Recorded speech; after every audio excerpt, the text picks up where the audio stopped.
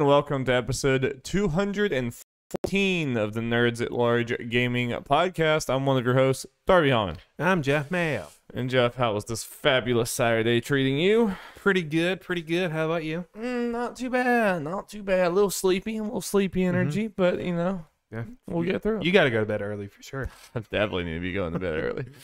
Definitely. But yeah, you don't. No.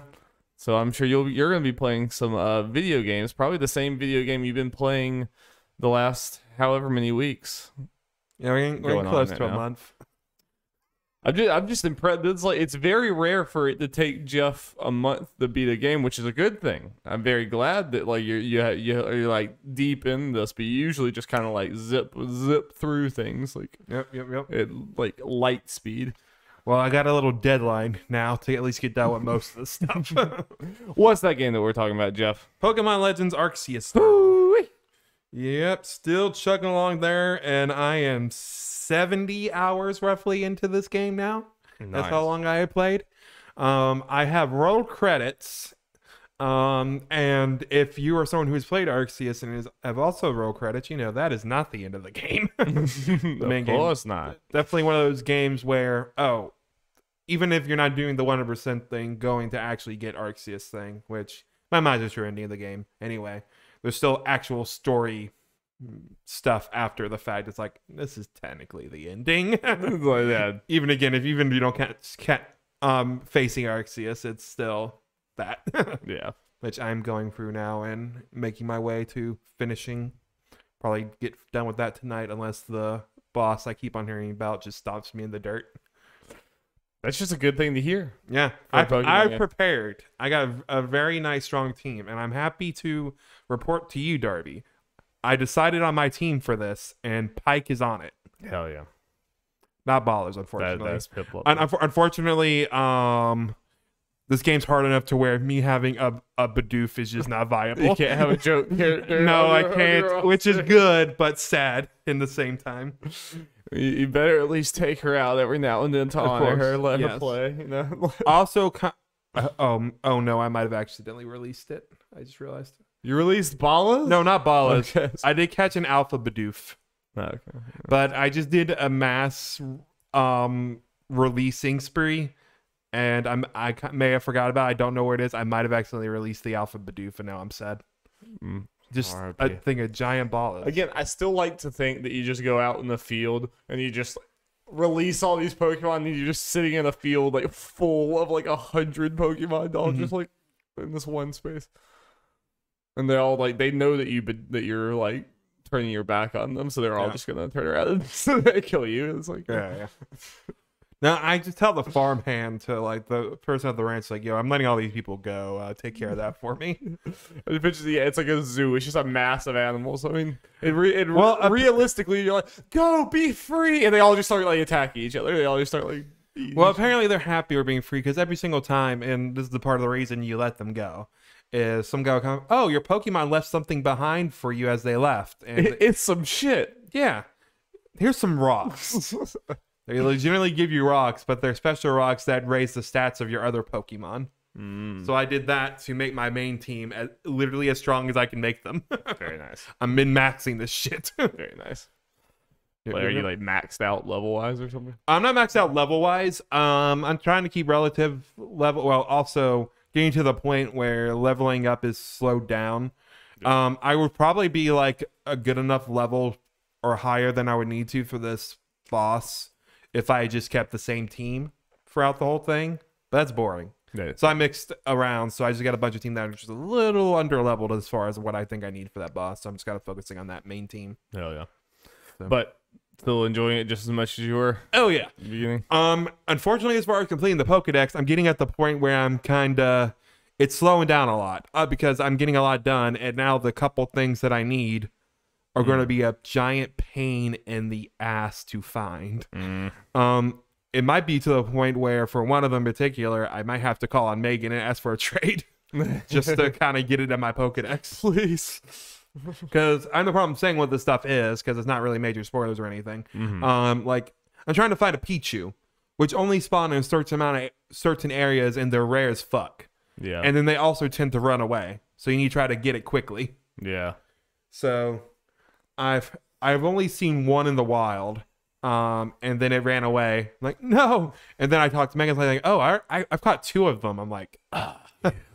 And then for like not many Pokemon, I think I've been luckier with this than other people. There are time distortion zones that randomly spawn in the maps, and that some Pokemon only spawn in, and you need to catch them all to get to Arceus.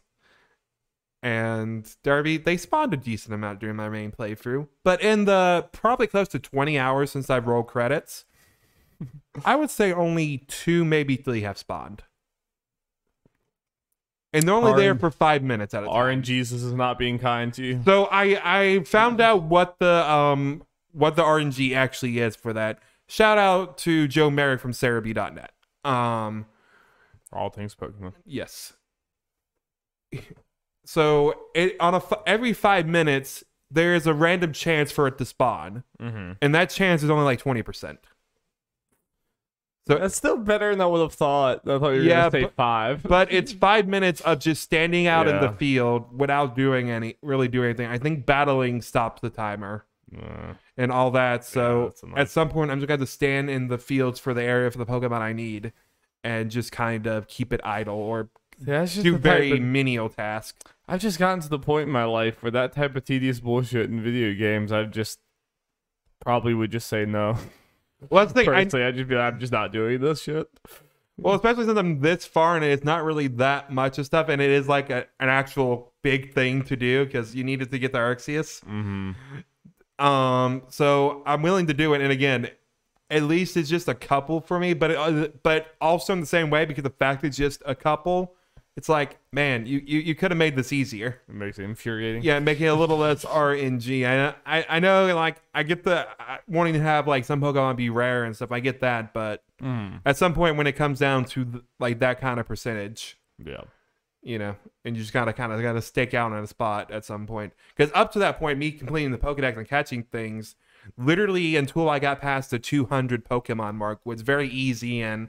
You know, I always had something to do. Yeah. But now it's just kind of like slowed down to a halt for the most part as far as me dedicating myself to that. Since I've gotten a little far in the story, I've caught some more legendaries and stuff to work on for that too. So, but bigger picture, you still like really enjoying this game. Oh yeah. Like it's it's so great. I mentioned it before.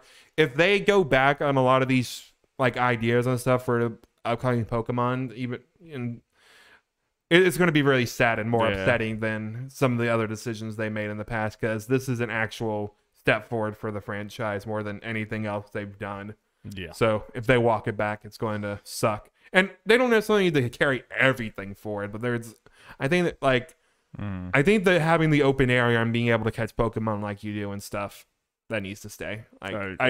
That's something you can't go back on. Yeah, and just the Pokemon being interactive in the world are not just random encounter generators. You know, it's like I mean, this is a big step up from even Sword and Shield, where it's like, okay, you can see them walking around, but it's effectively the same thing. It's like you see them and they're going to shoot a beam at you or sprint at you or something. I think that's way more interesting. Yeah, and not all of them are going to do that. Some of them are just going to run away or just stare at you or come up to you and like, I want to play. It lets them show more personality from them, what they would actually be doing to some degree too, and everything.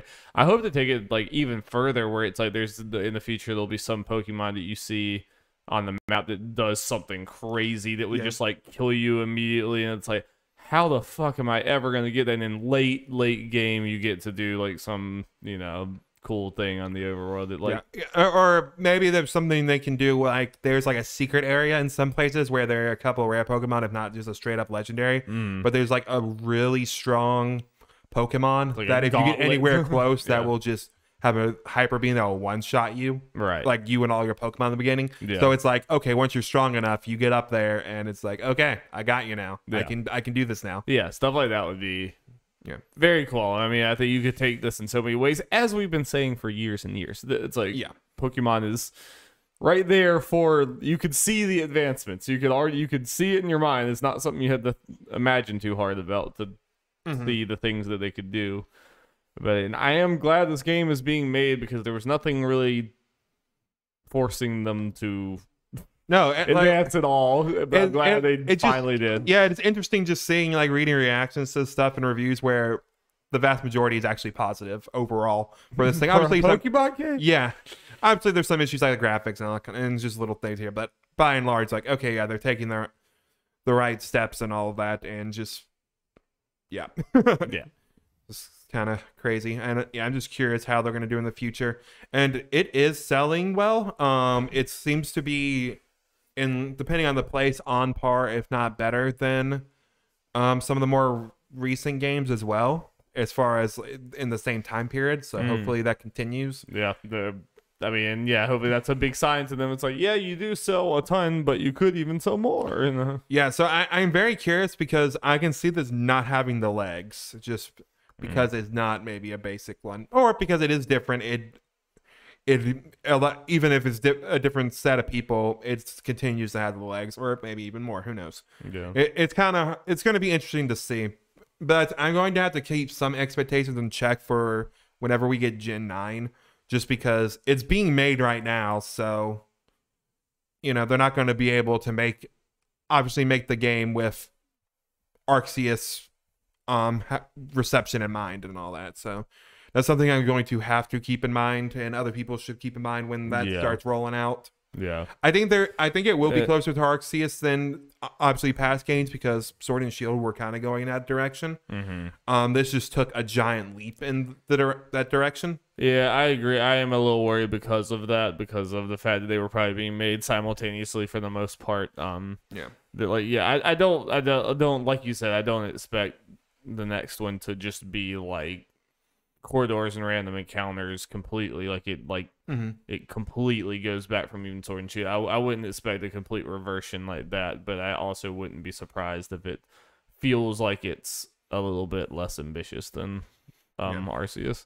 Even if it's not like as far in that area, as long as it's like, even if it's less, as long as it's like a good like combination between the two styles, because I think the perfect Pokemon game will probably be like the old style where it's kind of set up in gym stuff, just like in the world style and gameplay style of I think Arceus. you'd probably get a little tired of if it was just like you have vast open areas with no like structure and towns and stuff. It was fine for this or whatever, but if that was like every Pokemon game at some point, I agree. I feel like the next one, like one more, if the actual set of Pokemon, since this is so focused on Gen 4, is very different, then I think that would be fine, as long as there needs to be some more quality of life stuff and actual like improvements in some areas. Like I feel like, but I think like you do one more with this and everyone be like, yeah, but yeah, probably beyond that it's like, okay, yeah, unless there are some major advancements, changes and stuff, at that point be like, okay, this was fun, but right, because like welcome. In some ways it seems like in Pokemon it's a different take on it, whatever, but to some level, it's almost stripped down in the sense that this is all about just catching the Pokemon, basically. Pretty much, it's like the primary thing versus the, like, we're going through the gyms to do this, or whatever. And it was such a big advancement in every other way that it probably carries it or whatever. But once that becomes commonplace, you might start to be like, okay, but it's a little aimless. It's like if it's just, if they do another one of these and it's just like, okay, the goal was just to catch the Pokemon again. It's like, okay, we need some driving force here. I agree with you for sure. I have some similar fears, like when the sequel was announced, like Breath of the Wild. Obviously less so because Breath of the Wild is obviously a lot more stuff going on, but they get the benefit of the doubt. The general vibe is just kind of just an aimless open world kind of thing. But and it's like that. I mean, it was great for that moment, but if Breath of the Wild 2 plays it too straight, then I feel like it could be at least based on the trailer for that. Different. I have I have confidence that it will find a way to be great. Yep. Well, so some little fun things is there's been some data mining going on for Arceus, and people have found what could be either something that was scrapped for the game or something that might be coming up for the DLC, which might be interesting because there's gonna be DLC for this game. Probably, I'm somewhat expecting there to be like a little expansion thing where it's like just a whole nother area with some old Pokemon, but there'll be some new ones mixed in there as well. So what was in the data mine? A modern bedroom was part of it in some unfinished like areas surrounding it. There's an isekai. Yeah, so it could be or time travel. Yeah, so it could be you go back to your time and you mess around in a more modern area setting with these kind of things. That could be cool. Yeah. Or even if it's just going to a new area of this, as long as there's more stuff going on and more Pokemon to do that, it'd also be fun. I want them to use that time travel mechanic and they go forward in this like cyberpunk Pokemon. It's like everyone, all the Pokemon have cybernet. It's Digimon. Digital world. But it's also kind of interesting. Yeah, because obviously this is an isekai. She came back in time, yada yada yada. Is I keep on mentioning it after credits and everything. So the story is done. I mean, the story is not completely done, but I know you can beyond the true final boss go on the story, obviously with Arceus and stuff. Like she ain't going home. No, that's the thing. She's not going home. She's just stuck here. She's not showing any. She doesn't seem to have a problem with it. You're like, fuck my family. I don't need to see them others. I mean, there's a chance that she ends up being her, like the protagonist, their own great grandfather, grandmother, or whatever shit, great grandmother, whatever. Damn. Yeah, does not care about her past life. Screw this. Yeah, so screw those people. I think it'd be cool if there's a DLC that potentially went there and just had like a new area or two for it. That'd be a pretty expansive DLC. But Sword and Shield had pretty like 2 DLCs was pretty big too. So that gives me more hope for something really big for Arceus. Hopefully so. Can't think of anything else crazy to talk about it. I'll probably talk about it just slightly more once I completely wrap it up. A wrap up episode. Yep. But I'm super glad that this ended up being as good as you wanted it to be. I know you were super excited about it. It seems like everyone else agrees. Yep. I'm very curious about how Greg Miller feels. I saw it. I looked at a Games Daily and he was just like showing off his Switch or whatever. I saw it on there. I'm like, how do you feel, Greg? Yeah. But Jeff, how do you feel about the Nintendo Direct we saw in our news segment? News jingle. Jingle, jingle, jingle. Yeah, we reacted to this about a week and a half ago as far as this recording goes, but you know, we're still going to we'll dig it up. Ancient news where archaeologists, sifting through the dirt and shake it off. It's still got some shine on it. We can still go mouthful mode, Yeah. I also just like going back to this stuff because now it's like, okay, we got more information and we had time to settle. Oh yeah, we got no hyperbolic reactions. We're firm in our stance that Kirby is best boy. You don't have to doubt that. You don't have to doubt it when we say that. So yeah, Darby, I guess we'll start with this. As far as a week and a half later, how do you feel overall about the Direct? Very good. Very good. I think it was very strong, solid Direct. It's like it was like that tier of it didn't have like the big like 1 or 2 like basically just Zelda and Mario that are like probably the tippy top of what we're all like looking forward to.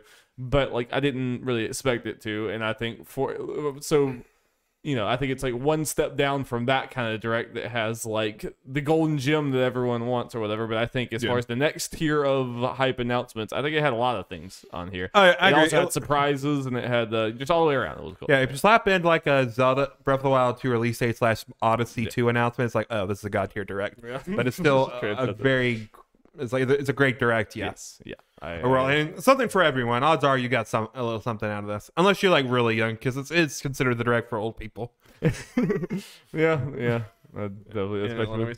So what we're going to do here, and Darby, feel free once I go through this list, if there's something you feel like we want to talk about, obviously bring it up. I got a couple, I would say, bigger headlines here, stuff of interest. We can talk about a little bit. Yeah. Talk about any extra information. Monolith Soft. Jeff. Monolith Soft. They done did it again. They done did it again with that Xenoblade Chronicles 3 trailer. Let's go. Yeah, I'm sad seeing some people be like, oh, this trailer's bad. Like, you guys crazy. Don't listen to them. Yeah. You don't need them. Yeah. But as a Xenoblade fan, this trailer pretty hype. Those are the people whose opinion matters. Yeah.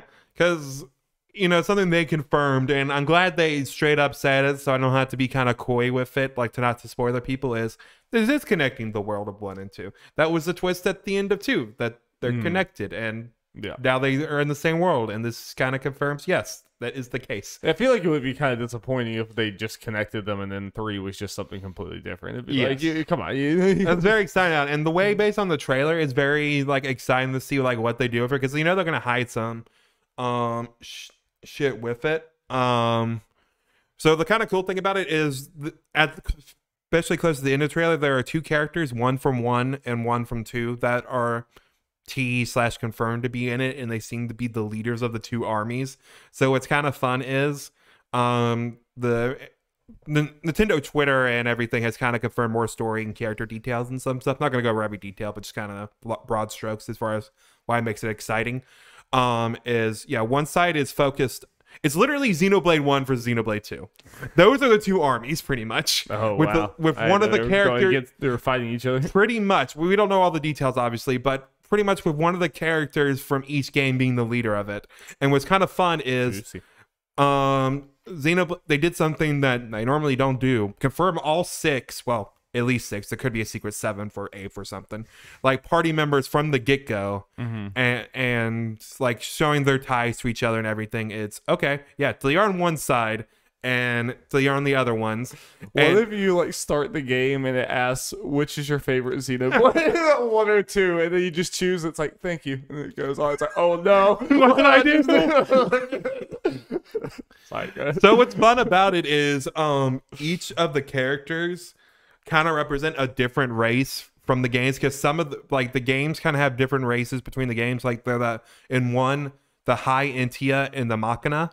And 2 of the party members that are on the Xenoblade 1 army are those from those races. And there's some things to point out. It's like, okay, you guys are different from the rest of your race from the last time we saw them. What's up with that?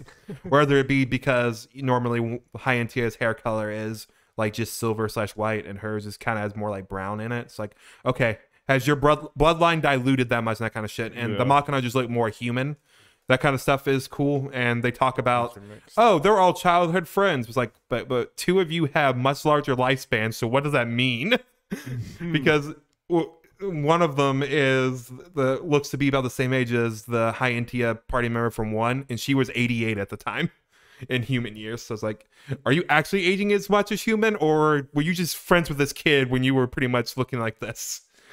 So that's kind of cool. And yeah, on the Xenoblade 2 side, like 2 of the characters like blades and stuff. Like we can see their core crystals and all that kind of stuff. And obviously, Mio, the person I kept saying was Nia, it's not Nia.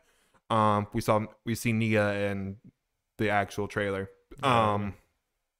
Is in there. It's like, and they point out, oh, and she kind of has distinct cat ears. It's like, okay, so what's going on with that? So, and just a bunch of stuff like that, and just something with another 1 or 2 characters that in there. It's like, okay. The way you look and talk and everything is very interesting and doesn't make sense. So this is it's way more overt with the mixing of the 2 than maybe originally thought, which is cool. I mean, it's like, there's a lot. It's kind of different. I think it's really cool because it's overt in some ways. Like obviously this is happening because I watched the I can notice some stuff, but I watched the Good Vibes Gaming analysis for it, and they were pointing out, it's like, in one screenshot of walking through the area, it's like, this is a landmark from 1. This is a landmark from 2, just in the same area. And that's cool. And then during the title screen thing, and then when the title shows up, it has their Uriah Titan, which is the big whale-looking thing from the title screen from 2, and the giant Mechonis blade, which used to be like, I think called like the Valley of Blades, and 1 you actually walked on it. That looks like that are together, and it looks like the Mechonis sword cut the Titan in half. I'm sure all of this is like so hype. Yes, it is very hype. Because I think it's done in a very good way. Because it's not. Yeah. I think this is because it's obviously using this stuff and doing the world, and it's going to have some characters, but it's not just Rex and Shulk are in a party. Right. This being so separated, like timeline wise, from it is in a way more exciting. It's like, okay, what characters are going to be involved? Like Pyra and Mifra are technically immortal. Yeah, right. So like, how are they going to be involved? Yeah, I guess overt was the wrong way. It definitely seems like they are restrained in a cool way, where it's like Shulk and Rex are long dead. Right, like it's all there, but you have to kind of put the pieces together and be like, oh shit. Yeah, because this is supposed to be like long after the end of both games, basically. Yeah, because I guess some spoilers, light spoilers for they 1 and 2 technically take place simultaneously. Right. So yeah, Rex and Shulk are roughly the same age and stuff. And like I said, most of the human characters that have normal lifespans from both those games should be dead unless something happened in between, which could be a twist. I don't know. Yeah. But yeah. Nice. So there's all that kind of stuff to get you really excited. And I like this trailer as a trailer to announce this game because there's no actual combat shown in it, which I want to see that combat to see what they do with it. But that's just kind of hype because me and Xenoblade fans have all this shit to go off just on these random scenes and shit, random dialogue and all that kind of stuff. And then, okay, you just save the combat probably for like E3 or equivalent with the release date. It's like, that will feed us for a while. So that's awesome. Yeah, the marketing cycle for this is pretty straightforward and just I wonder if they had any idea that this was going to be what they were doing when they made 1. Definitely not with 1 because it was originally coming out just in Japan. But I mean, the fact that they were going to have a 2 and then a 3 that combines 1 and 2, like when definitely they were not. making 1. Yeah. Definitely not. I think they mentioned in an interview, or the main guys from Monolith in an interview, that they had the screenshot of the Titan with the cut in half with the Makana sword envisioned as they were making 2, like in between 1 and 2. They had that idea, so they at least had this general idea when making 2, which is good. Right. But definitely not with 1. Yeah. But either way, it's really cool. Yeah. Yeah. So, and coming out in September, that's the date they have on it. All the rumors point is this was supposed to come out in like December of last year. And it's apparently already got rated in like a country or 2. So I feel pretty good, especially since they already named a month, that it's going to hit that date. It's probably pretty close to done. Yeah, it's either about done and it's just minor tweaks or whatever. So yeah, I feel pretty confident it's going to come out and run. Monolith Software Wizards. Yeah, just how they're also helping out Breath of the Wild too. Yeah, and they helped out Breath of the Wild 1. They do a lot. So, as you can probably tell, dear listener, this is one of my most hyped games of the year now. As it should be. Yep, not my most hype at the moment, just because it's the most hyped game. I feel like it's imminent and definitely coming this year. Because like Breath of the Wild 2 is like, it could slip, and I won't be surprised. This one, like, it's coming this year. Yeah. Even if it gets delayed slightly. I'm excited for you. Yep. And you seem to be interested in that because you started Torna. I did. I bought it. I have not really played enough of it at all to say anything about it. At least this only hasn't scared you away yet. I played enough to be confused about the battle system, but we'll see. I have to try it some more. Yep. Very excited.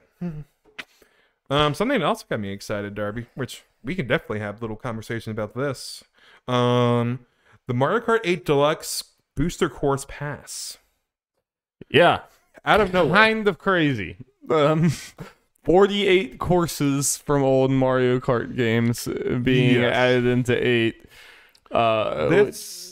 This just makes sense. Yeah, it does. I mean, 8 is a game that still outsells most new games coming out. It's like somehow, even if it just like stopped selling a single copy right now, it would already be like one of the top selling games of all time. But it has no signs of stopping and everything. And so it was like, that's why I was always like, and a lot of people were kind of bummed about this or had mixed feelings because this just means that 9 is not coming anytime soon. Everyone thought like, 9 was going to be announced this year or not this direct. But I'm like, I was always okay with 9 not coming out or coming out super duper far away as long as we were still just getting updates for 8 or whatever. I just wanted new Mario Kart in whatever way they wanted to give it to us or whatever. And if they wanted to tie it on to this massively successful game, that there's really honestly no guarantee 9 will be as successful as 8 because 8 is just fucking crazy. So that makes sense to me or whatever. Like the just worst part was we just got many years of just kind of nothing. Yeah. And this kind of feels like we're getting multiple years worth of content. Just it doubles the tracks of the game, and I think me and you were on the same page of we didn't feel like 9 or whatever the next game was. All right, I'll just throw this other way now. Mario Kart 9 is Mario Kart Tour. I think this DLC confirms it because they're putting it in line with the mainline Mario Karts, and a lot of courses are coming from Tour. So we need to scrap Mario Kart 9 from our brains and be looking, okay, next one's Mario Kart 10, because Tour is 9. Like, so do you think they're not even working on the next one yet? I know. I think they are. I think it's just going to be called more. For the sake of verbiage, I mean, it's a small thing. Mm-hmm. It's going to be called Mario Kart 10 or something different and not 9. Because Mario Kart Tour is 9.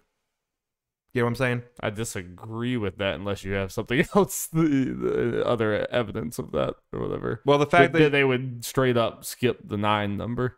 I mean, most games don't have numbers in it. Most of the Mario Kart games don't have the numbers in it. I guess, yeah, maybe. I don't know. We'll see. But, like 7 and 8 are like really the only ones with the numbers in it. Yeah. I would bet money that it would be called Mario Kart 9. The fact that they did 7, 8, and then like I would guess that they're gonna keep. They've done the number 2 times in a row. I would guess that they're gonna do the number again. They consider Mario Kart Tour mainline. It's 9. I mean that's a small. I still think that the next one. This is a simple. Yeah, this is a dumb argument, but like I do think. Well, I think also the fact that they are using tracks from Tour for this means they consider it on par with the rest of them. Yeah, I agree that they consider it on par with the rest of them. I still think the next one will still be called Mario Kart 9, personally. I don't think they're going to go Mario Kart 7, 8, Tour 10. You know, I don't think that's how that's going to go. Or at the very least, they'll drop the number. I think they would drop the number before, I'm not even saying it's 10. I'm just saying it's not going to be called 9. Yeah. Yeah. Unless arguing for being called 10 and less being called, it's definitely not 9. It's not going to be called 10. I can almost guarantee you they're not going to come out and it's not going to go 7, 8, Tour 10. Like, I can almost guarantee you that's not going to happen. But anyway. Yeah. It's not coming out for a very long time anyway. It's going to be the next Switch. And it's probably going to be a Switch to launch your title. Hopefully. Yeah. But something important to bring up as far as the courses go. I don't know if you noticed, Darby, but the details in these courses aren't up to par, for lack of a better way to say it, compared to other Mario Kart 8 courses. Mm-hmm. And the reason for that is, people have determined, is that these are all kind of up-res ports from Mario Kart Tour. Because every single one of these courses, besides like one, is from Mario Kart Tour. Even another one that's not in there yet, data mines show that it is coming to Tour in the foreseeable future. Gotcha. So that is their plan for now. That seems to be what they're doing. Probably explains how they're able to put so many maps. Yes, and some people are upset with that. I am not one of those people. Yeah, I mean, if you just get in there and they just feel completely inferior, then like I reserve my right to be upset about that in the future if the maps just feel bad, But by all accounts, it sounds like from when people said the maps in Tour are really good, it's just obviously a mobile game, so people just don't give a shit. Yeah. Is the main thing. But the courses in that are good, and a lot of them are just redone courses from past games, like Mario Kart 8 already has. They just won't be. They'll just be more cartoony, colorful instead of just. They'll have a little less details. Is the main thing. What it seems like. They'll still be updated. Like one of the ones from Tour that's from an old game has been heavily updated. Again, it's just not gonna have less detail. Right. Yeah. I mean, I expected that anyway. From yeah. I mean. Well, with how many there are. So, and what is kind of interesting because of that, you can kind of go, especially for us who have not played Tour, look at the Tour track list, which there are a buttload of them, and be like, okay, we can get a decent idea of which courses probably have a good chance of coming or which ones are eligible. Like I said, there is like one on here that is not in Tour yet or data mine to be coming into Tour, so they'll probably at least be some more that are not in Tour yet that are going to be ported over. But yeah, it seems like most of them are going to be ones that are going to already in Tour that are going to be up-resed, ported over. Yeah, I'm just happy to be getting more courses for 8 because it's a whole lot better than fucking nothing, which is all we were getting from Mario Kart for many years, and it just felt like that was... And if 9 is not going to be coming, which is clearly not, and Nintendo has no incentive for it to be coming anytime soon, then I'm just glad that they're at least doing something.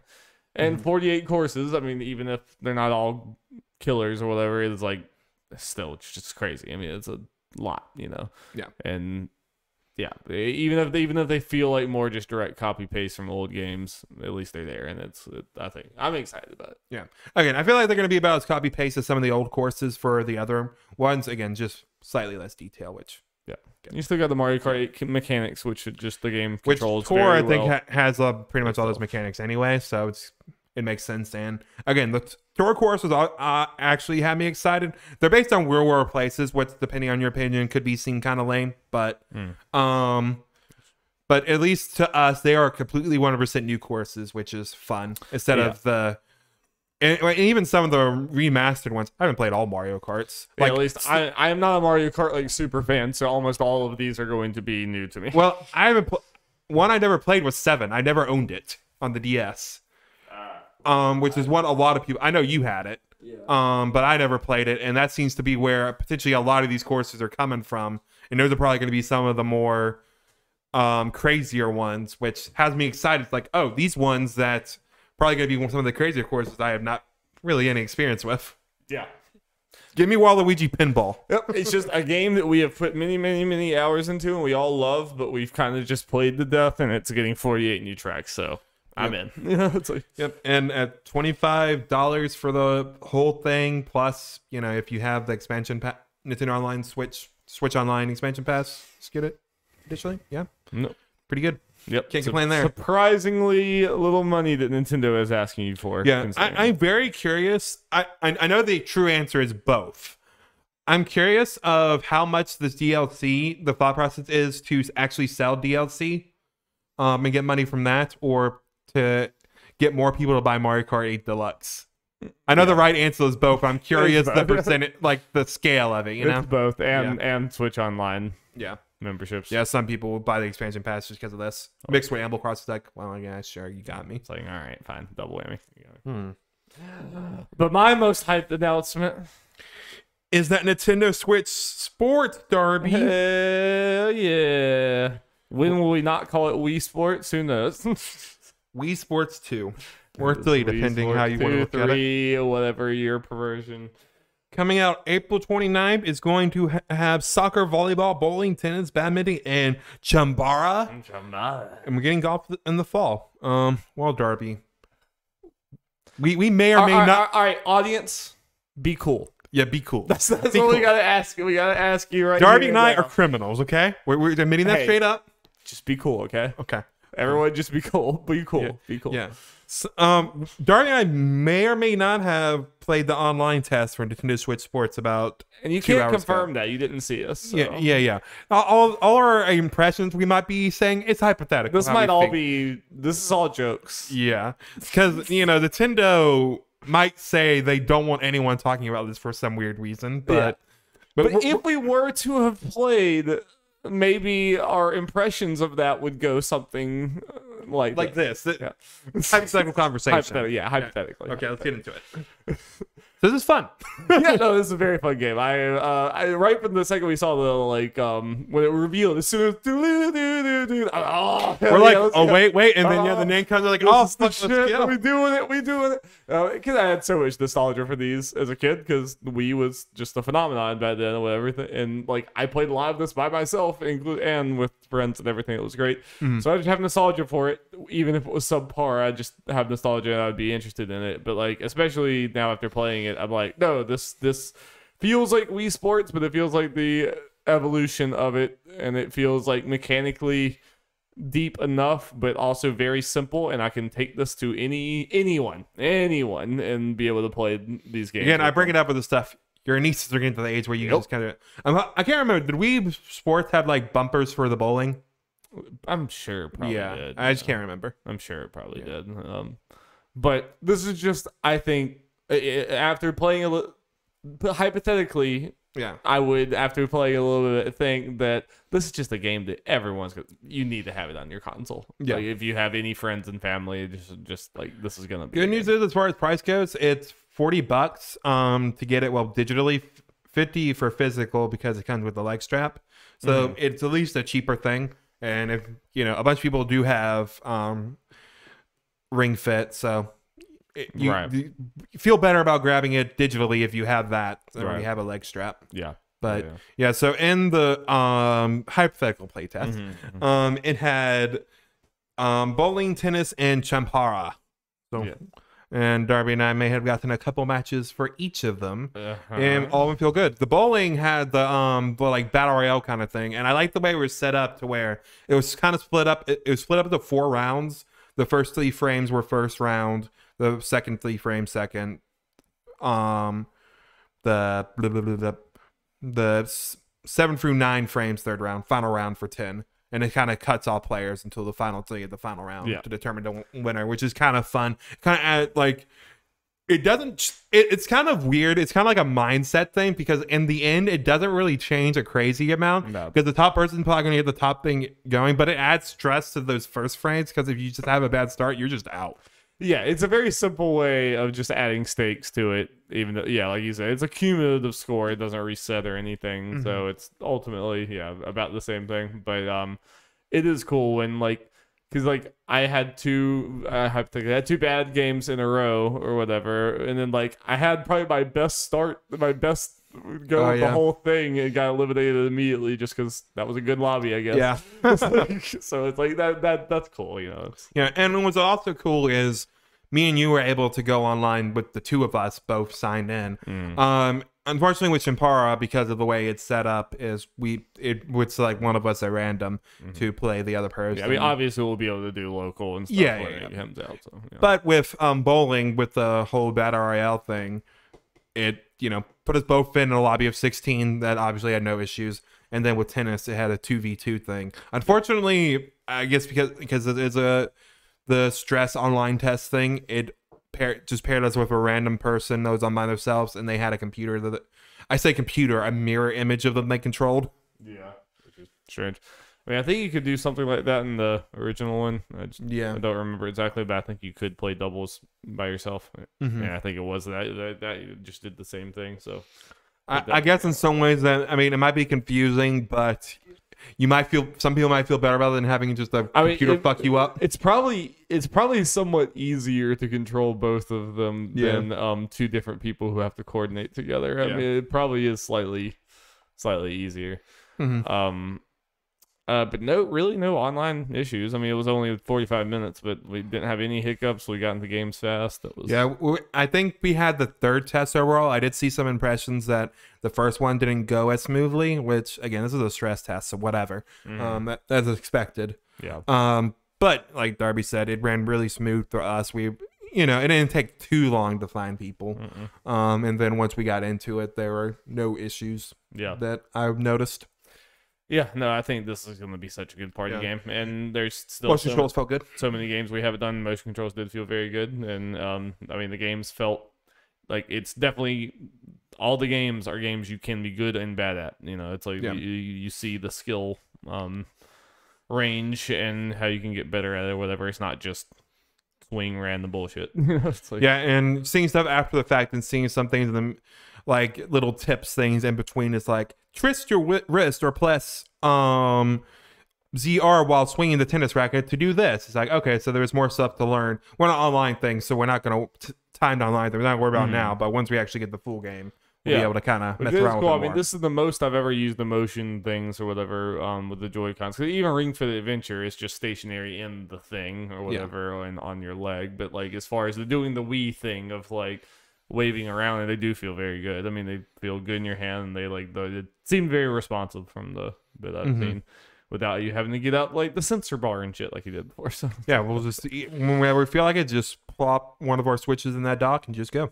I think I'm gonna get a lot of mileage out of this. I mean, some by myself, but then obviously for just forever and always, this is gonna be one of the party game rotations for us. And then like when I go to my family and everything, like I wish on this trip that we're going on, I wish I had it, so that we could play it like in the cabin and stuff. Because like that'd be fun. There was definitely back in the day, I got like mom and dad to play Wii tennis and stuff a few times because it's just everyone can get in. Well, the good news is whenever we do our summer beach trips, we'll have it because it comes out at the end of April. Don't have long at all. Hell yeah. Really like put time codes for some of these. Ignore them when you're putting it in. We're just keeping this as one thing. Fire Emblem Warriors 3 Hopes. This is how they started the Direct, Darby. Got everyone excited with the Fire Emblem, and then dashed a lot, like 90% of hopes when the Warriors. So you think from here on, do they just need a Flash Koei Tecmo immediately? That would not help with Fire Emblem because they did 3 houses. I didn't know they just straight up made 3 houses. Pretty much. They were Intelligent Systems helped, but they were pretty much the main developer. Okay, well, fuck. This is a Muso game. Yeah. Which in some ways, when I thought about After Effects, like, okay, it makes me more excited for this because it's like practically the same people making both these games, which is, cool. Yeah. Where's the hype level, Jeff? What you feel? Pretty high. I mean, I'm a fan of Muso's, especially when it's one like this, which is related to the story of a specific game like Age of Calamity was. They straight up said, and thinking about it after the fact, I don't see a better way to do it. This is just a what if kind of story. Probably what you can consider the fifth route of Tea Houses, where everyone's on the same side and everyone's don't happy. forget the emo kids in the basement. Yeah. No, I was thinking about the church route.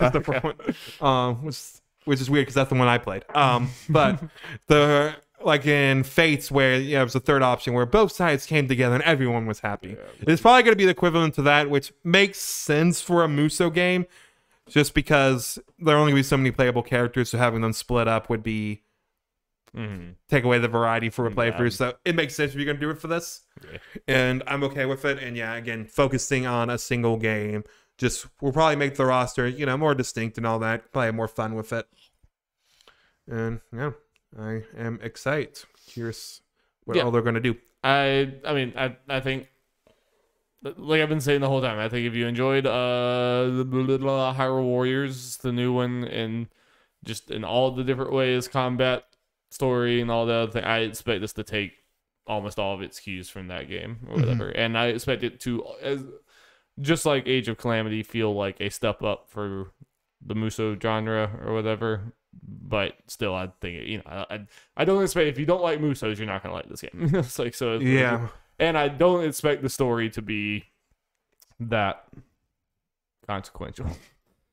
It's like, which is fine. It's like I expect Hyrule Warriors level. That's what I would expect.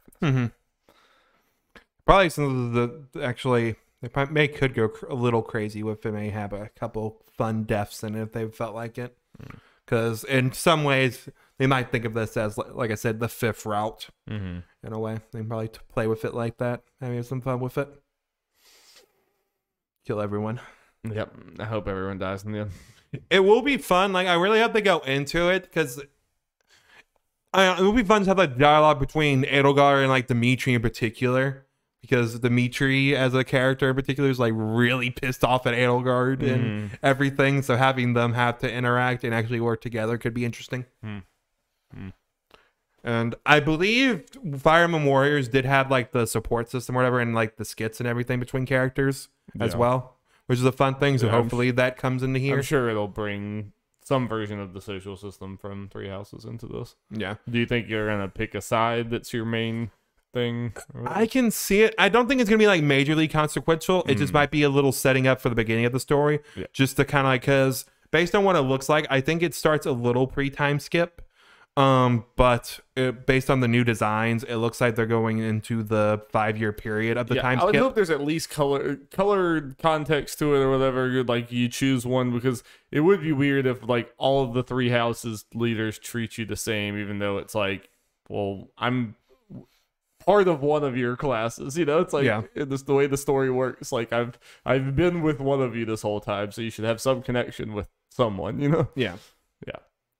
So hopefully it's just like, which one did you choose in Three Houses? Pretty much. This one. It's like, okay, cool. Well, then it'll be like, if you choose Edelgard, did you side with her when the time came? It'd be interesting. Yeah, I'm curious how far they're going with the playable characters, because in Fire Emblem Warriors, they did just pretty much have moveset be a class and then just have multiple characters like skins tap on them. I can see them kind of doing that here. They could. Just to get most, if not all of the... I'm sure the movesets are still going to be unique and cool or whatever, and it'll just be a way to represent more characters. And I also could see them just choosing several characters from each house and making unique movesets for them. I could see especially because they're going to be some OG characters. They're probably going to be some villains, and then you got to think about, okay, the odds are they're going to be some of the teacher non-student characters you could recruit. And if you pre-order, you get Ike. Yeah. Who was not in Fire Emblem Warriors. Oh, really? No, for some reason, him and Roy were not in the game. Sorry. I mean, Roy less so, but Ike was a major like what? Yeah, like, huh? Because they only focused on a certain like 3 games, Yeah. Awakening Fates and Shadow Dragon. That's weird. And then they just had Lynn and whatever the girl is from Echoes as the those 3 game characters. So Interesting. yeah. Excite. Next game, another game announcement. Another fun one we talk about. Mario Strikers Battle League coming June 10th. And it seems to have been confirmed it is going to be developed by Next Level Games. Finally. I won't have hope, Darby. I have that on here on a note. I won't have hope. I know. I do too. And then, Next Level Games is a reason. That is an avenue to hope. Yeah. If it was Camelot, I would give up all hope. But Yeah, Next Level Games gives me that some. That is definitely fair. Yeah, I mean, and the thing, if you're confused or whatever, it's just every Mario sports game, I think the last few have been like, there's the bones of a good game, but it's just unfinished and just like, there's just not enough there. It's like you pay $60, you get it, and then it's $50. $50 to $60, somewhere near full price for all these games, and you get like a night or 2 of party game enjoyment, and then like, it's just, and we're not the only ones that all those games just kind of fall out of favor immediately for all of us. And like I've heard similar stories for everyone. Oh yeah. And it's like the games themselves, the mechanics are always at least solid of these games, but they've just not. I think it's sealed the deal. But I think as far as them, the gameplay is fun and solid enough, but not addicting enough to get you into it. Because you can argue that Nintendo Switch Sports could be arguably be similar in a way, but we're feeling more confident that it's gonna have the longevity for us. I think part of the reason I have more hope for this is partly because of Strikers, and you can tell that it's going to have the insanity of it. I feel like Aces and from what I saw from is it Super Rush, the golf game name? Yeah, whatever the golf game that released last year, whatever it's called. It had some of the quirks of Mario Sports game, but it really didn't go all the way. So it was just kind of like a more basic golf tennis game with some Mario flair here and there. But this goes all in on the insanity with power-ups, super moves, stats, and I think also adding in you can literally tackle people. Like you can just slam Luigi into an electric fence. Like that kind of stuff is cool. And then I don't know how much is going to actually affect it. It could just be a cool visual thing. But in the trailer, I don't know if you noticed, when it starts, it's like 2 sides of a stadium come together. And one side is obviously based on the Mushroom Kingdom / being Mario, and the other being Bowser's Castle. So there could be some cool things with that. Just from a general gameplay mechanic thing, I feel better about just Strikers in general, and especially with Next Level Games working on it. So even if it doesn't have like all the super for us, like other random bullshit that we would hope this game has, it as a core, I feel like could just be more fun for us. Yeah, is what I'm hoping. I'm not like completely sold, but I'm not either. But yeah, it is certainly not going to be a day one buy for me or whatever, unless I just hear like amazing things with the stuff. If people get it ahead of time. But I agree that I maybe have slightly more hope than normal. But this is like, as far as the Mario sports games of the like Switch generation, has to be like the coldest streak I've ever seen Nintendo go on. Like usually you can count on Nintendo for just like at least the games are going to be solid and good or whatever. This has been like kind of time after time of just kind of feeling like you get burned by these, because it was even before the Switch, even the Wii U, the previous tennis game, because there was 2 tennis games pretty close together, and neither of them really. Aces was undoubtedly better. But and I really, really enjoyed Aces, but I just wanted more. So we'll see. I doubt I'll get it, but if you get it, obviously I'll play it. Everyone. But I also have no connection to the old Strikers. So fun. Kirby and the Forgotten Land. I know now this is a day one. Darby's all excited for mouthful ready to mode. go mouthful mode. Now, I'm so happy to see just all the podcasts and people that I follow, like all the ones seem to be like, oh yeah, this Kirby game, let's fucking go. It's it, boy. It's it. I mean, and I don't have no Kirby connection really outside of like playing Smash Bros, but I've like dabbled in some Kirby games in the past, and I never really pulled my interest. They always just seem like they're for really little kids, which is great or whatever. It's like I'd just rather play something else most of the time, but like to be honest, this just fucking looks like Mario Odyssey. It just looks like Nintendo 3D platforming in the modern era that they're just fucking good at it. Yeah. And it just has a Kirby skin over it, and I love the charm and attitude of it or whatever, but it just looks like an amazing 3D platformer. Yeah, and it has a lot of things that I love for a lot of my favorite 3D platforms, where there are a lot of different abilities and transformations to do, which is obviously inherent in Kirby's design with sucking up enemies and all that. Yeah. But then you add mouthful mode, which adds a whole bunch of things where you know, being car vending machine, light bulb. It has its meme as well. Like everything, it has the meme factor. You have to have your meme as well. Yeah. Well, and even besides that, as far as the transformation goes, even the fact that you know, they showed you can build the Waddle Dee town and all that, and in the shop you can upgrade your copy abilities, which look to be pretty insane once you upgrade those. Yeah, way more layered and deeper than I would expect from like, a Kirby power system. And something that gets me excited is, you know, a part of the reason, you know, me and other people haven't been interested in Kirby in a bit, because they're, you know, like you said, they're usually like, Nintendo games are a lot of times for a young audience, but like Kirby and Yoshi games in particular are like difficulty wise suited for that.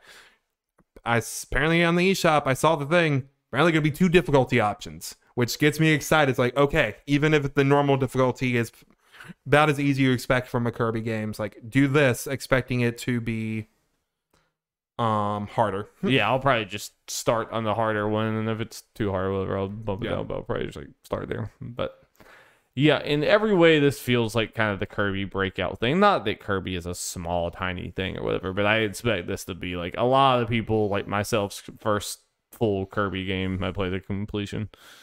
Best-selling Kirby easy, I think. I would think so. I would like, the only reason I have a slight hesitation is the first Kirby has sold like 5.5 million, which is a good bit. Yeah, I think this can easily surpass it, but that's like over, like the first Kirby has sold over double what the recent Kirbys have done, or most other Kirbys have done. Wow. They usually top off like since in like 2 to 2.5 mil. Right. So I expect this to sell a good bit more than all the other ones, if not just probably being outright the best selling. Yeah, no, Jeff, this is and best reviewed one. This is definitely, where I'm standing right now, one of my most anticipated games. Oh yeah, I'm super excited. Live Alive, coming out July 22nd.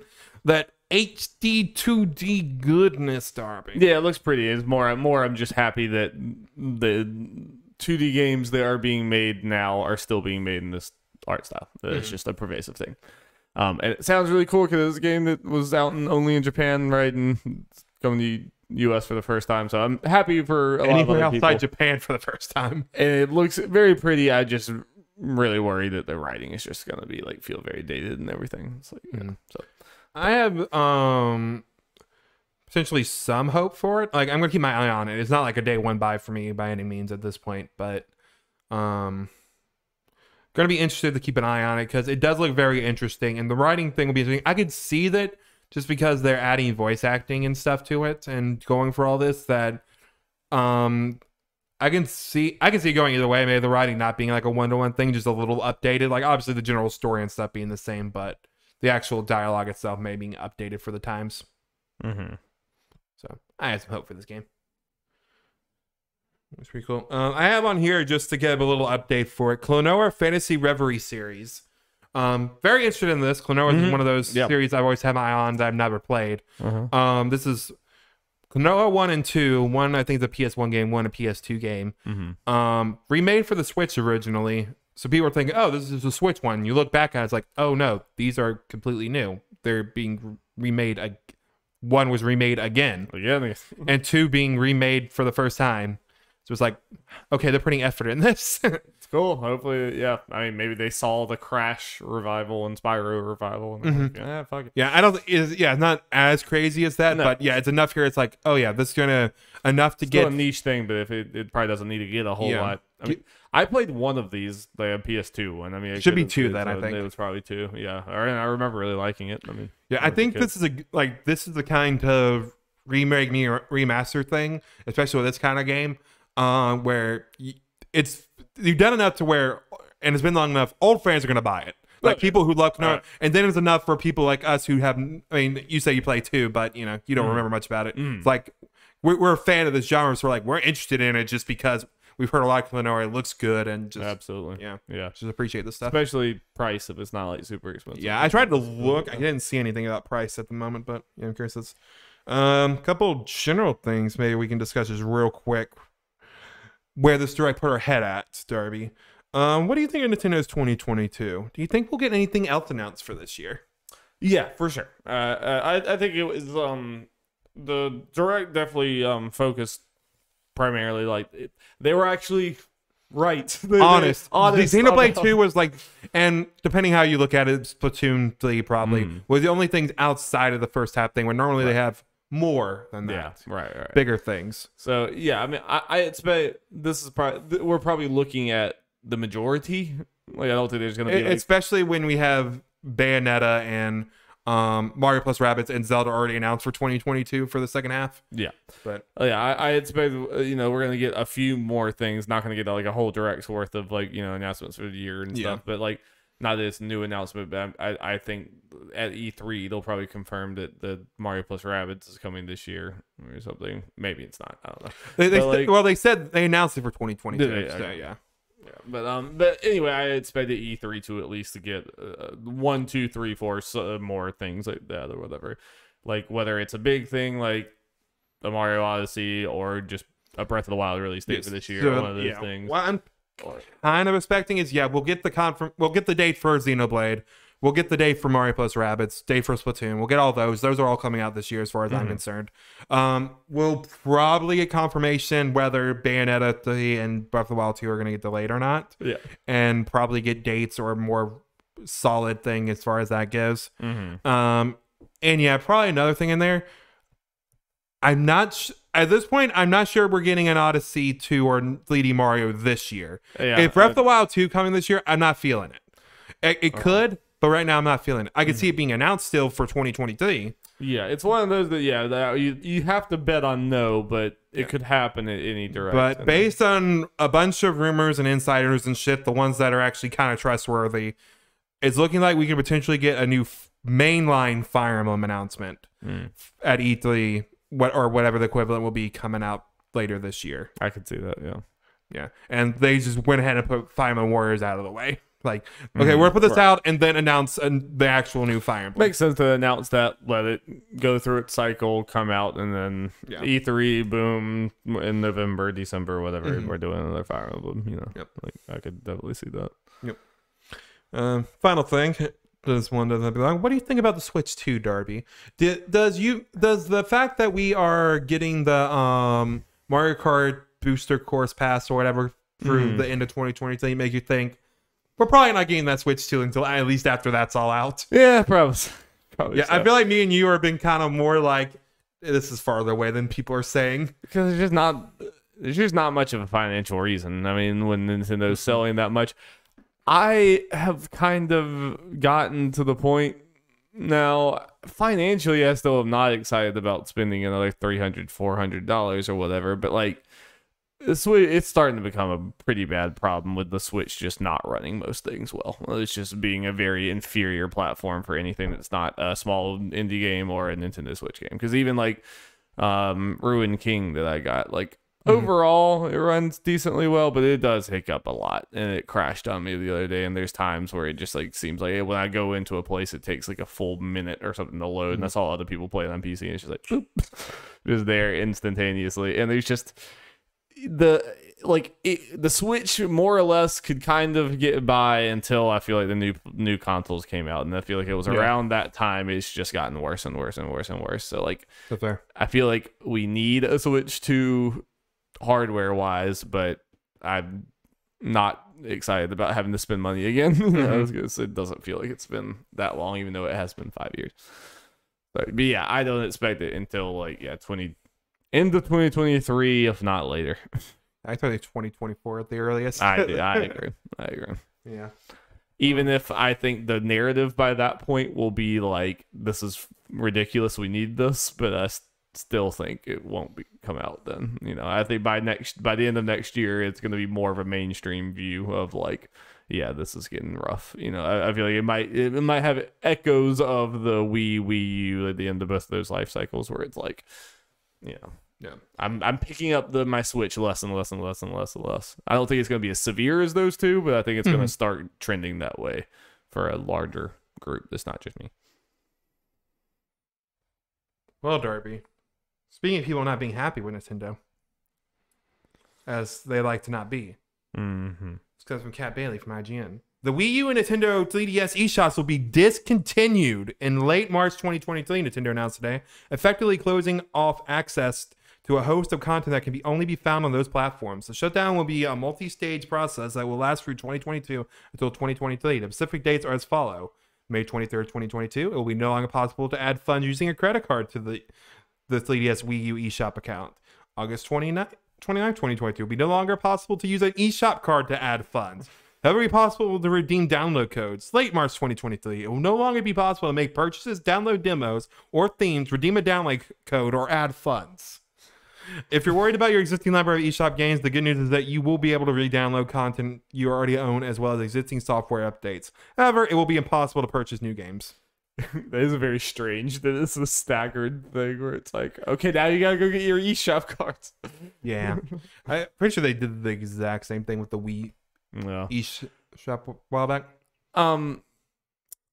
This is just it's the video game preservation thing where it's just like this industry is awful at it, fucking awful at it or whatever, and like this was always going to happen at some point, which would kind of be okay if there was anywhere near the same level of offerings and about like with Nintendo's back catalog and everything on the Switch, which there's just not. The Wii U is just like a 7 times the retro console that the Switch is, because on the Wii U and Wii you can just go buy any of these classic games that you want to play, just do them at all. And the Switch, we're in year 5 and we're still just, please Nintendo, can you please put like X game on your system, on your service? Please, can I have Majora's Mask? I was like, God, what? Like, you have the best back catalog of anyone in the entire video game industry, so why don't you flex that at all? Yes. It makes no goddamn sense. So here's the thing that sucks. I get it from a business standpoint in a way, because it's just a bunch of servers they gotta save up and that not being used very much, yada yada yada. But yeah, it would just be an easier pill to swallow if these games were available. This would be okay if we had Virtual Console and Switch. It'd be like, okay, yeah, fine. Well, even if it's like the thing that sucks is not even just Nintendo's back catalog. It is just a general back catalog. It's like something I'm going to have to look at and probably spend a good bit of money on between now and May is Game Boy Advance games. There are plenty of those that I love on that Wii U eShop that I have not bought. Those are the only way to get them without emulating or finding a cart somewhere, which cost a buttload of money if you can happen to find them. That's what sucks about this. And now I'm going to have to, I guess, look to make sure I have all the Wii U games I want downloaded, I potentially want to play. Make sure I at least have the physical copy or something, because quickly already seeing if you trying to find a physical copy, especially with this announcement, they are multiple hundreds of dollars. Yeah, I'm sure they're getting more now. Yep. And I should have jumped on this because I don't know where my 3DS is. I think it's at my mom's house and it's also kind of broken. I was like, should I just go ahead? Because they released the website and they had refurbished new 2DS XLs on there. I should have just grabbed one because they're like $100. Yeah. But now they're sold out, and I look on like Amazon and shit, and they are $350. I'm like, fuck no. Rough. It's like, just put these fucking games on your current I think mine still platforms. works, and it's in a drawer at my parents' house if you ever needed to play it. Right. Yeah, no, it's just video games just have such an awful problem with this, because you would never have like a movie from the 90s even that you just literally can't watch. There's just no place to watch it or whatever. It'd be like, what? like that would just be something unheard of, or a book that you just can't read. Yep. But video games are just awful when it comes to this, and so many of these companies just kind of like have no interest in it either. It's just, as far as the major companies, Microsoft is just flat out the best, like, and actually they have trying. the worst. They have the least amount of games that people really care about. I mean, not trying to shit on them or whatever, but it's like, well, maybe now they it's getting more up. But no. Obviously your point. Like, people want those old Sony games and Nintendo games, but they're just so hard. And the Nintendo, you eventually get most of them, but it's just a slow, painful rollout that's not very the best thing for the consumer. Or you'll do the fucking 3D All-Stars, the timed shit. It's like, or that. In just every way, it's just the worst. Like, thing. I bought Fire Emblem Shadow Dragon because it was timed on my Switch, because like, I probably want to play this stuff. Stupid. And just the fact that the Wii and Wii U was so good. Like, you had it. You had it there, and it was incredible or whatever. And I just don't get how we are in a worse spot now than we were then by a considerable margin. It's just, because Nintendo's about it all the way around, actually releasing the game, but not having, whether it's purposeful because people will buy them again or not, just not having an account system so stuff carries over and all that. Definitely. I know it's not as simple as that overall, but obviously they're not even attempting. But like, even if they didn't have the account and we all had to pay for it again, we would complain, but that would be better than what we have now, where it's like a lot of these games, like, I want to give you money for Majora's Mask or Ocarina of Time or something like that, and you just can't. And the fact that, like, they had this subscription service, it's like, okay, well, you can just pay this monthly fee, now you don't have to buy the games. Well, it's been 5 years, and a lot of the big games that people would want the most are still not on there, and like, it's such a slow drip feed. It's just pointless. It's just stupid. As well as, again, I'm probably going to have to buy for $40 just so I don't have to spend $200 later that I'm probably going to play. The 3DS version of Dragon Quest VIII, which actually added a whole bunch of shit, like actual new party members and shit I never have actually played. And I did see on Wario 64's thing that, physical copies are in the 100 to 200 range. Oof. So it's like, well, I better try to buy that digitally. Yeah.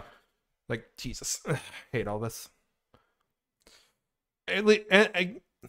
Trying to be an optimist about this, like, again, I can get it from a business standpoint, but again, we're all upset, like we said, because there are other practices regarding this, they're just not good. Yeah. And at least they are giving us a year advanced and not, next month it's gone. Yeah. And giving us direct dates for the rollout, so I guess props for them for that. I don't know. This all just sucks. So in May, I'm going to go on a look, or between now and May, go on a buying spree.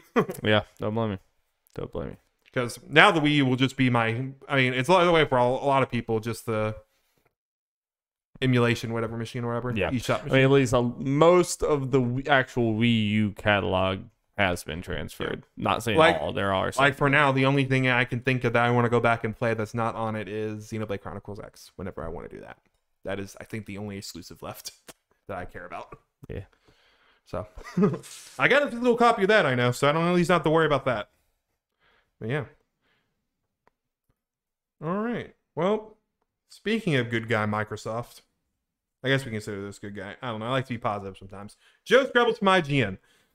Microsoft has confirmed that Call of Duty and other popular Activision Blizzard titles will not just be released on PlayStation to honor existing contracts, but beyond the existing agreement and into the future. In a piece that published to explain how the company will adapt to gain regulatory approval for its Activision Blizzard takeover, President Brad Smith addressed concerns that popular games would no longer be available on competing consoles. Quote, to be clear, Microsoft will continue to make Call of Duty and other popular Activision Blizzard titles available on PlayStation through the term of an existing agreement with Activision. And we have committed to Sony that we will also make them available on PlayStation beyond the existing agreement into the future so that Sony fans can continue to enjoy the games they love. End quote. What about Nintendo fans, huh? We like our Activision games. What about Crash? No, we're deleting Overwatch for the Switch. Oh, fun. Yeah, I had it too good of a deal. So that's a good news. Obviously, it leads some wiggle room because it just says some, but at the very least, the one people are most understandably concerned about, Call of Duty, I assume is safe now, which... Yeah. As we talked about, we both had the mindset it could go either way with that franchise. Yeah, I did not feel strongly planting a flag on either side. I mean, it was... Yeah, and obviously, based on Microsoft's past, we figured Overwatch was safe. Just because, Overwatch 2 is not really a sequel in a way. Right. And it's already been in development for so long for it. And that's why, like, even if I thought this was going to happen, I didn't think, like, the next 2 Call of Duties probably weren't going to be built. They're like, it sounds like. In the future, when it's just like, okay, time to make a new Call of Duty game under Microsoft, is that when that's going to start changing? And, it's a weird thing to where I was leaning towards maybe making them exclusive just because you paid a lot of money for that. But it's also, you just have an edge up on your competitor because the Call of Duties will just be on Game Pass. Yeah. So it's just that. Yeah. So either way, you'll be getting money. Some people might go to Xbox just for that. That's what Xbox is hoping, that in the future, just everyone has Game Pass anyway. So it was just like, Sony gets Game Pass. Why would you want to get it on PlayStation when you could just have it on Game Pass or whatever? Yeah. I think that that's what they're hoping, that they won't even need to do the exclusive because they're already killing them. It will be weird because I don't expect like Crash and Spyro to be on PlayStation. I feel like those are going to be exclusives whenever those get new games. I just feel like it's going to be the Call of Duty level games and the big Blizzard games that are going to be allowed on PlayStation. Yeah. But they'll still do their normal thing of like any future Crash game will probably be. I don't feel like that breaks the threshold for it. Yeah, I'm not. I don't even really feel like I have a great grasp on. Are they just doing this are they just doing this because these games are really big or whatever, or is this just kind of like where like. I don't know. I don't feel confident in saying that Crash and Spyro won't be multi-platform too. I mean, I don't feel confident in saying either way. Honestly, I don't think I can really predict this company. Right now, but at least right now, I feel pretty good that would be the case for those games. Yeah, I don't. Since they made Starfield exclusive, I don't see why they wouldn't do for those. Yeah, I don't know. It's hard to predict because like. Well, also, will those 2 ever get games again? Who knows? Find out. That's another decent question. So this is obviously good news in general. Yeah. People get games. Yes. Now, Darby, it's time for the ever popular segment. Everyone gets a TV show / movie. Except you. I always feel like that's the end of that. Everyone gets a TV show, but you. Yeah. But no, we're getting. But the Nerds at Large one, we're making the Nerds at Large movie. Yeah, Nerds at Large is getting a TV show. Just wait. First one, we got a couple headlines of this, Darby. They're making a full ass segment. Sad about this one. Sega and Paramount have announced Sonic the Hedgehog 3, as well as a Paramount Knuckles show featuring Idris Elba. So yes, Darby, they did announce Sonic 3 and Knuckles. We did it. Yeah, they did it. So yeah, I like that they went ahead and announced this shit. Yeah, they're full in. They're committing. Yeah, they must feel pretty good about how the movie's going to be received and do all that. Go ahead and greenlit the movie, and obviously signing Idris Elba for a TV show to do us. And probably not going to be the cheapest thing because the series, because the main character is all CG. Yeah, and probably going to have a bunch of CG characters around. Yeah. I have my theories on what they could do. Get Team Chaotix in there. What I'm talking about. You know. Vector. I don't know what he's talking about. See a crocodile or an alligator? I don't know. I can never tell. Vector, SBO, and Charmy the Bee. Charmy and the Bee? Charmy the Bee. Charmy the Bee. Yeah. I don't know who any of these people are. Uncultured swine right here. You didn't play the hit game Sonic Heroes? No. Do you at least know the Sonic Heroes song? Do you know it from Least from Smash? Is that one of the Butt Rock songs? Yeah, it's like Sonic Heroes. No. This guy right here, man. Anyway, 7 rings in hand, Jeff. That's true. That is a masterpiece. Actually, I don't know if Sonic Heroes is in Smash, so I guess I'll give you some credit there. But anyway, yeah, I'm excited for all of this. The more they show for this Sonic 2, it's like, okay, this is what you actually want from a live action Sonic movie. Just going all in on the Sonicness of it, and it just actually looks good. So let's continue on that train, shall we? Netflix has announced a live action BioShock film. Could be good. At least I feel like Netflix is doing pretty decent with their video game adaptations as of late, but a lot of those are like animated shit, so I guess we'll have to see how they do it for a full live action film. But this is not as like wild, wacky video game bullshit that couldn't be like you could if BioShock had never been a game and you just pitched the story of BioShock and said it was some TV show that people were getting into, that would sound believable. You know, it's like this weird underwater libertarian nightmare culture. Yeah. Like, So yeah, I guess how do you feel about it being a film over a TV show or whatever? You feel any which way about it? I feel that either could work. I do feel like there's enough there for a TV show. Like Yeah. as far as like, there's a lot of side stories going on. The game itself is broken up into like 5 or 6 different like distinct areas and like story beats. So it does feel like maybe a show would be better, but I think you could do a movie and it not feel too condensed. Yeah. You know? If it was gonna be a show, I think it would be a 1-season show. But or at the very least, you got multiple seasons. Do like BioShock 1 for 1, maybe not BioShock 2. May have like a BioShock Infinite. Yeah, I mean, it'd be very different. But I'd be so down. I feel like if this is successful, I can see them doing BioShock Infinite. I'd be down. A lot of people would not be. Yeah. Like, us liking that game is like becoming more and more of a controversial opinion. It's like there's a lot of BioShock Infinite haters out there. Yeah. It's true. But this is one of the ones that I feel, slightly more confident about. Dude. Okay, get that prepared. The Last of Us HBO show is apparently not coming in 2022. So probably 2023. It's still filming now, so it's not like the biggest surprise, I guess. But take your time. Yeah. Make this good. Yeah. As far as stuff that could suits itself for a TV show like we talked about, I think this could be a pretty big hit if they nail it. Agree.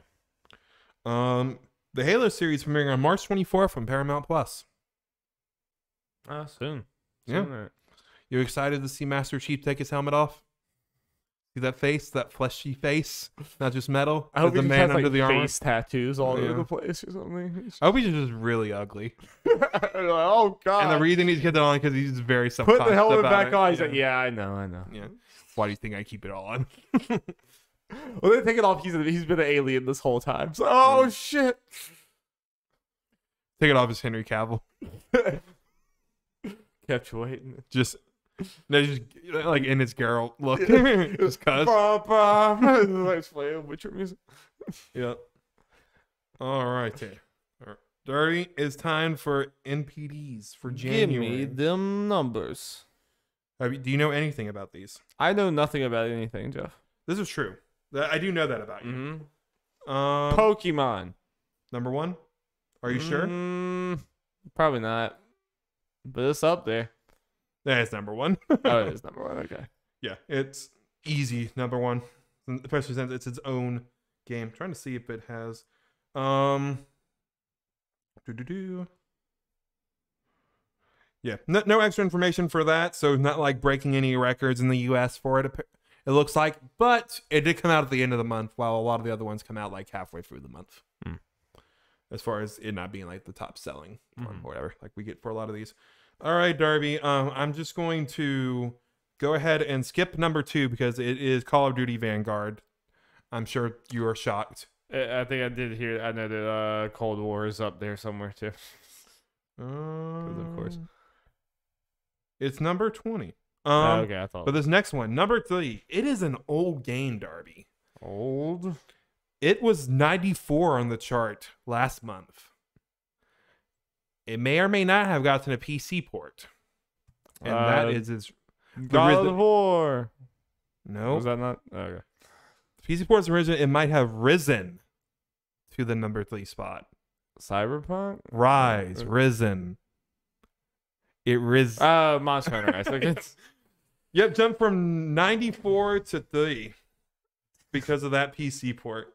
The power of the PC. Yeah, personal. Trying to see if there was power of Bill Gates. Yeah. I was going to say it because you already guessed it. God of War jumped from 146 to 5 because of its PC port. Damn. That was quite the jump. Is there anything else interesting here? I'll just read out the rest of it. Number 4. Like I said, God of War number 5. Marvel Spider-Man Miles Morales at number 6. It has stayed in the top 10 like all year. Let's see. Okay, here's some information.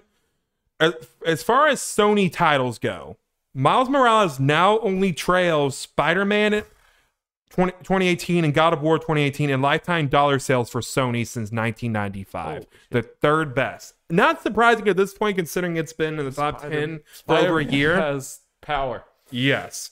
Spider-Man 2 is going to... Ooh, baby. Boy, sells. Yep. I mean, and God of War being number 2 is also just crazy to think about. That's more... I mean, they're both word of mouth, but...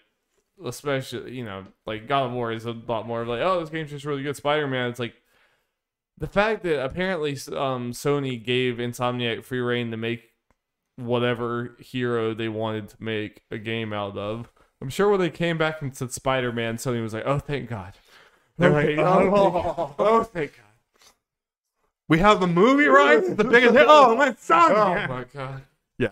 Dude, they came and was like, we want to make Squirrel Girl. Squirrel Girl. They're like, I guess. Okay. We told you, anyone. Okay. We want to make Peacemaker. That's DC. It's like, we want to make Peacemaker. They just knew. 7, FIFA 2022. Number 8, Mario Kart 8. No digital. Number 9, another new game, Darby. This will be the only one to make you guess. It is something that is frequently forgotten, and I'm sure you will not get it. It is one of those shooty bang bang games. Did Battlefield come out this? No. It's from a similar company. Oh, it's Rainbow Six Extraction. Yeah, number 9. Did I even get the name right? Yes. Wow. I'm proud of you. Number 10, Battlefield 2042. Number 11, Pokemon Brilliant Diamond Shining Pearl. I'd say that's pretty good. It dropped from 3 considering, you know, another Pokemon game had released that month. Yeah. Far Cry 6 and number 12, Minecraft 13, NBA 2K22 14, Mario Party Superstars 15, staying in the top 20 after a couple months. Hopefully that's a good sign. 16, Animal Crossing New Horizons. 17, Forza Horizon 5. 18, Halo Infinite, dropping from 2. 19, Super Smash Bros. Ultimate. And number 20, Call of Duty Black Ops Cold War. And no top 20 of the year because, well, this is the first of the year, so yeah, it's whatever the top 10 I read. No point yet. Yeah, he doesn't even have the show for it. Let's see if there's anything else interesting as far as like the hardware. Let's see, video game hardware dollar sales. He's 22% when compared to last year, Darby. 22%. Good bit. Let's see. PS5 was the best-selling hardware platform of January in both units and dollars. The Xbox ranked second in both, so Switch was the third. Apparently, it's had a lot of issues as far as stock and stuff, kind of like with PlayStation, Xbox, but apparently even more so this past month. So, unfortunately, you know. You can't look too much into as far as these rankings and how they're doing compared to each other because they're all just selling whatever stock they fucking have. All right, Darby. Time for other news. Other news. You know that they're Cyberpunk, Darby, right? Give me them cyber eyes. Cyberpunk 2077 finally getting those next-gen versions. They're out now. And also got a very, very, very big patch. I think it's 50 gigs on its own, Darby. Yeah. Added a whole bunch of shit. Darby, the game's done. Yeah, it's probably, yeah. I mean, it's not that far from me, right? I looked through it. They added a whole bunch of shit. They even added, like, I saw a bunch of new text messages and stuff relating to your love interest and stuff you get. Saw a picture of, like, Panam sending you something. It's like, I'm getting in the shower. And actually, I should look at it. It's probably not going to be enough to make me like re-download it or anything. Yeah, but I do legitimately enjoy that game. Yeah, it's I think it gets memed on a lot, rightfully so in a lot of ways. But I do think it is a good game. And hopefully those next gen ports are running good. Did it ever come back on PS4? I don't know. Do not remember. PS5. According to Jason Schreier from Bloomberg, Beyond Good and Evil 2 is still in pre-production. RIP. Yeah, I don't think this game's ever coming out. Moment of silence. Unless Portugal says it legally has to. Is that the Skull and Bones country? I can't remember. We always forgot it. Yeah. And also during their whatever quarterly, whatever the fuck it is, report, Ubisoft did say Skull and Bones is expected to release between April 2022 to April 2023. I just do not believe them. That's fair. That's fair for you to not believe them. Yeah. How long ago was the Beyond Good and Evil announcement trailer?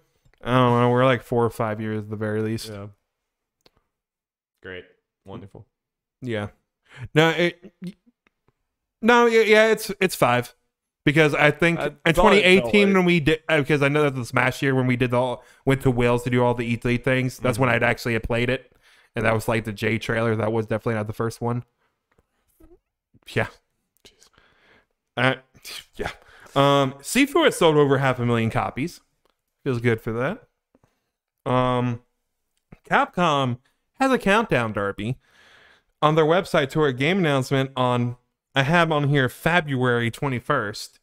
I mean, February 21st. It's fabulous. All signs are pointing to Street Fighter 6.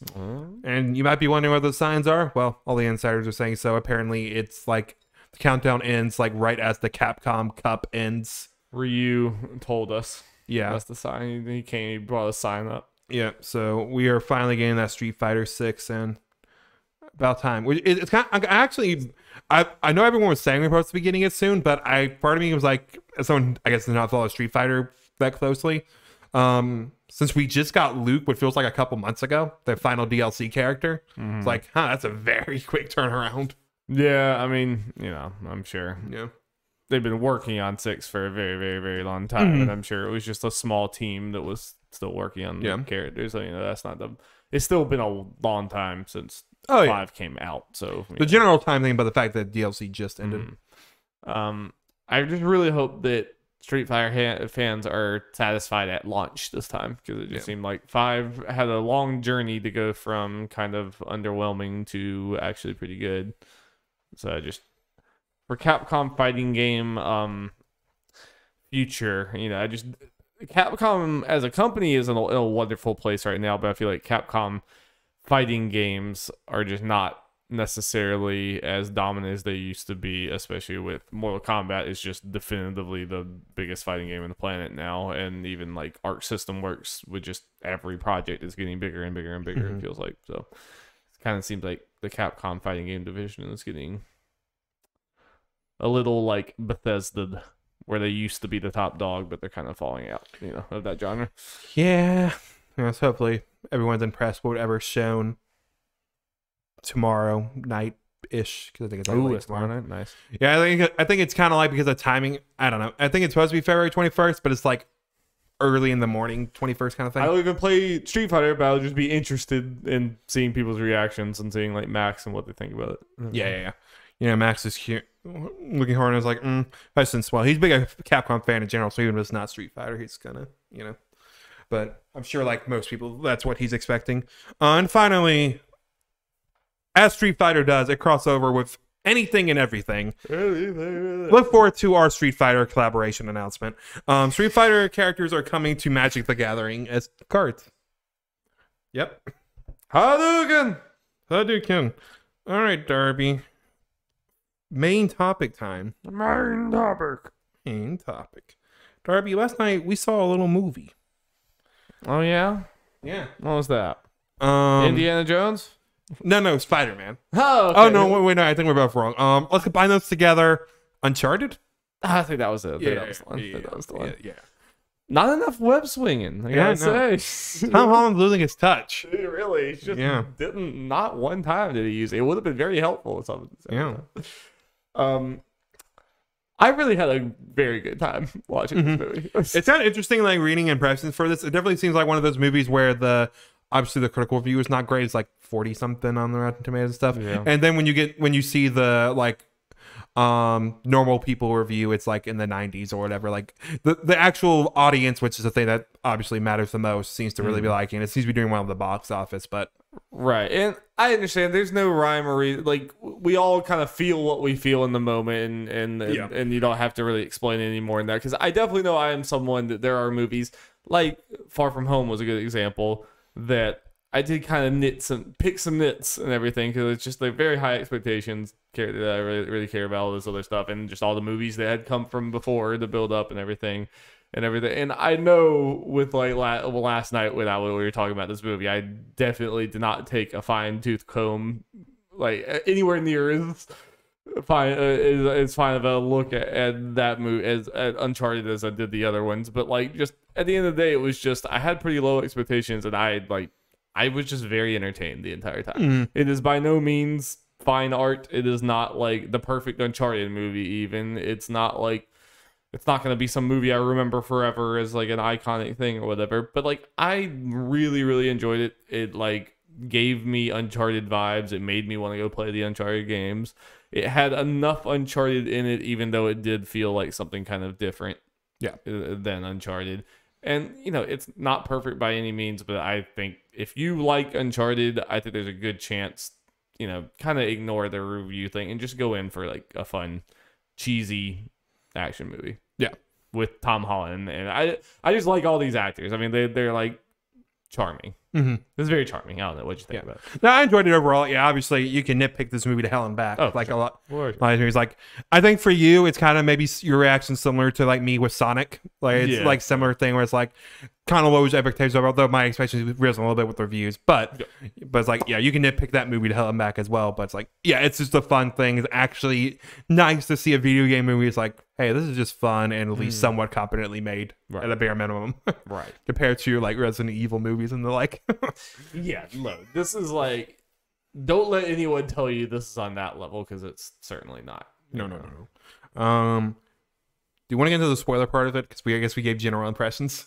Sure. Yeah, I recommend going to see this movie. Yeah. If you're at all interested in Uncharted or just video games, or just if you're into like an Indiana Jones type kind of heist, you know, that kind of adventure movie too, you can probably get a good feel out of. Again, yeah, I would not expect your mind to be blown. Yeah, but especially like if you like Tom Holland, I think Tom Holland is very Tom Holland in this. I think he does feel like Nathan Drake in some ways, and I feel like he played a better Nathan Drake than I was maybe expecting. But he is very Tom Holland. I mean, there's a lot of Spider-Man in him too. You know, it's like they let him be himself, which I think is, if you're gonna have him there, I think was the right thing to do. You know, I'm kind of glad they didn't try to make him exactly Nolan North's version of Nathan Drake. You know? Yeah. Spoiler talk now. Well, going on that note, one thing that worried me slightly in the beginning was when they started at the whole cargo thing. And he like kicked the guy and he fell off. He was like, "Oh my god, I'm so sorry." I'm like, I immediately rolled my eyes like, "Oh no." It's like, because like I felt like that was a sign they're gonna go too much into the Spider-Man-ish Tom Holland, which is so far removed from Drake. But they didn't. I mean, there's like you said, a little bit of that, but that was like the most egregious example of that. There was. To where especially at the end, where he's like, "Okay, I can overlook that." Yeah, I agree. It definitely felt like the writers watched a lot of Spider-Man and everything, and they definitely, there was times where they like teetered into that which I think worked at times, him being kind of a goofball, which Nathan Drake is also a goofball, just in a different way. Just different types of goofballs. There's some things where you gotta kind of like, this is not the Nathan Drake thing, because it's a thing that shouldn't have bothered me. There were sometimes where it's like, man, Tom Holland just looks so young for what is actually like. I know he is the actual age that they are saying Nathan Drake is for here, but it's just hard to kind of remove that, you know. He does. I think there were a few times he was able to break that for me. I agree. Like overall, I agree. There were some parts more other that I can't exactly articulate at the moment, just kind of like a general feeling. But I agree with you. Like, it was not nearly as bad as I worried. Like at the beginning of the movie when we saw it, and and before it. It was mostly like whenever he's like kind of in over his head. Which again, all these things I'm describing is also Nathan Drake. Yeah, he does it in a different way. But whenever he was like in over his head, kind of new to all of this, he definitely felt very Peter Parker, Tom Holland, and like maybe a little not what you would expect. But like he definitely, I was worried that it's like, is he gonna like, whenever they inevitably have the Uncharted theme swell up and everything, is this just gonna feel wrong and weird? And it didn't for me. Like when that moment came, I was like, hell yeah, let's go. You know, he was able to make those action scenes, I think, pop in a way. And like he was able to do the suave kind of semi 007-y thing, but like not to that. It's a different type of. I think he did a good job. Yes. I think, as someone who really likes the Uncharted games, and Nathan Drake's probably one of my favorite video game characters, he's just a ton of fun. I think he did a very good job of just doing his own version of that. You know? And it did not feel like the Resident Evil movies where it just feels like the people writing this knew nothing about the source material. It didn't feel that way. It felt like it's not the Uncharted story, but it feels in line with it. It's taking bits and pieces and kind of doing club. Yeah, and something we talked about after the movie.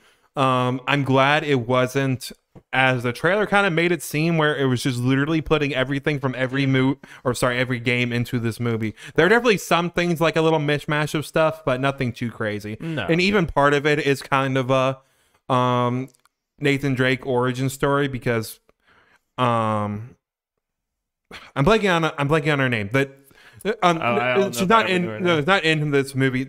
His normal Elena. Yeah, Elena. Like, you know, she appears at the beginning of one and stuff, but he obviously has hit Sarah Chloe before that. So I imagine if we do have two, it will still kind of have that where we get Elena in 2, and then Chloe will show up at some point, not the next movie afterwards, if they make it that far, and they'll just be kind of that kind of stuff. Right. So in that way, it works and fits with the timeline, but it's just a weird thing where it kind of fits with what we know from Uncharted and with the way the character relationships work, which is, you know, obviously work really well. But I get it, because for a movie they had to mix it, and by the end I was like, okay, this worked out pretty well. Yeah, I think it did. I think it did. I get why they had to do it, but I did feel like it definitely went fast from the beginning of the movie when you met Sully to, okay, this heist is happening. That happened really fast. That was the worst part of the movie, I think. Just as far as pacing, and that was when we were watching that, I was fully in the mindset of yep, this is going to be a way too crowded movie. Yeah. This is just going to be moving a mile a minute breakneck speed, and the pace is just going to be completely off. But it was really only at the very beginning. And like once we started going, I was like, okay. Yeah, I can see some people arguing it got really slow after that, which I felt like the pacing was fine after that. I really liked it, because like they just leaned hard on these characters are charming, and you're like these characters. Like I think the casting for Chloe was perfect. Amazing. I love all of them. Even Mark Wahlberg, he grew on me. I ended up liking his version. Well, you were saying about like Tom Holland's kind of a mismatch of Tom Holland-esque and Nathan Drake. I definitely feel like it's that way with him as Sully. A lot of Mark Wahlberg in there, but you do see some of the Sully shining through a little bit. Yeah, like they got that he's kind of the old mentor that's kind of a scumbag, but kind of also a good guy at the same time. Yeah. They hit all the notes, even if he's definitely way more of a different character. Yeah. Whereas I think Chloe is the most just closer to 1-to-1, I think, between Chloe from the actual looks of her, especially with the age they're going for, and personality for sure. Yeah, and I really liked her. She was probably my favorite, one of my favorite. I mean, I think Tom Holland was my favorite in the movie, but she was like up there. You get wrong with Tom Holland? I just love him. He's great. he's just great. Yeah, and it was it's one of those. I mean, it's kind of the same thing with the Uncharted games. I think the Uncharted game plot is obviously stronger than this, but even those, it's like it's one of those that the characters are the driving force. Yeah, like, the plot is cool, but the characters are the biggest thing that you're there for. I think like it was even more lean that way here, where it was like the plot is serviceable, but it's like the characters and their interactions are what you really care most about. Indeed. Everything. And the double crossing, and it was fun. Everyone double crossing everyone. Yeah. Take a shot every time someone double crosses someone. No, Lord. Good luck in the hospital. Yeah. So I'm so pleasantly surprised, honestly. And it's not at all what we thought when we were seeing they're mixing all these things. It's like, okay, well, they're just trying to blow all of this and get the fuck out of Dodge. It's like, no, they're planning on another movie at least. Post credit scene, they set up Sam like he's still alive. Shocker, but I expected Elena to be in this when they were showing like the airplane thing and all this. I was like, okay, well, they're just gonna introduce everyone, so I thought like Elena was just going to be like, we didn't see in the trailers, but she was going to at least show up in some fashion, which I was glad to know. It's like, okay, no, they really did treat this like movie one, like the first part of some sort. Whether do you think they'll get to the future movies? So it's just a weird thing of how they what their expectations were for this, because again, the critical review part of it is not great. It's not the worst thing ever. Worst reviewed movies have gotten sequels. And I feel like even like Rotten Tomatoes is a weird thing where I like it overall as like good, bad kind of thing. But the negative ones for what I glanced over aren't like, this is absolutely terrible. It's like, it's all right. Not like the best thing ever kind of thing. But the audience seems to really liking it from what I've seen. And it's doing, it seems to have exceeded expectations number-wise, like expectations like by a good like 10 to 20 million or something like that for opening weekend, I think I saw. Yeah. So it might be good enough to where, yeah, it could get a greenlit sequel again. Like we said with post-credit scenes, they obviously planned it. They had the second one where they were doing another heist. And they had that whole PlayStation Studios thing at the beginning. They're definitely trying to do an MCU type thing. Like yes. You know. Like, again, and Astro was there. Let's I'm just kind of hyped for that. It's like, yep, they're boosting him up out of all the characters. Oh, yeah, he's the mascot at this point for sure. Yeah. So... yeah, I think that they obviously have planned if they want to get to there more. It just depends. Yeah, does this movie do well enough? And it's looking so far like there might be a decent chance, depending on what the expectations were. Like, I might look it up to see how much the budget was real quick. Oop. Yeah, the budget could have been inflated from all the years of reshoots and stuff. But it just might be easier because it's just I feel like because it feels like the only movies that do so well these days are just the big franchises like the MCUs, the Jurassic Worlds, whatever, etc. That I feel like you just need to be at least a moderate success to be good. Because again, Sonic got a greenlit a sequel right away and all that. So let's see here. Uncharted movie. But how about that Nolan North? Yeah, cameo? I did enjoy Nolan North cameo. I expected him to be in there in some way. It was very cute. I did enjoy that quite a bit. Yeah, I mean, I'm hoping they do more things. I mean, like obviously The Last of Us. You know, like I think this was a decent first step for Sony's project, especially with how tortured apparently this movie was. I think I've fully expected the final product to be worse. Yeah. Significantly worse. And I expected to be rolling my eyes more, but that was just, you know, having a good time. Let's see. Okay. So it looks like 120 million budget for it. And looks like it's doing a 45 million 4-day gross here in the US, which all these indicators are showing that it looks to be pretty good for this. So hopefully, yeah, it's a good sign. Likes do good because again, the audience seems to be liking it, so word of mouth might be good if people go to see it. Yeah, they managed to slide themselves in between the MCU movies. That's good. Yeah. The narrow windows that you can find. Movie has more budget than the Batman. Comes out in 2 weeks, Darby. All right. Well, thank you guys so much for watching the Nerds at Large Gaming Podcast. We shall be back. FYI, we are moving to bi-weekly. We probably should have said that at the top, but whatever. I'll say it another time later. But that is the schedule that we will be doing from the foreseeable future. Hopefully, we'll be doing some more streaming stuff and everything else. But until next time. Bye. Bye.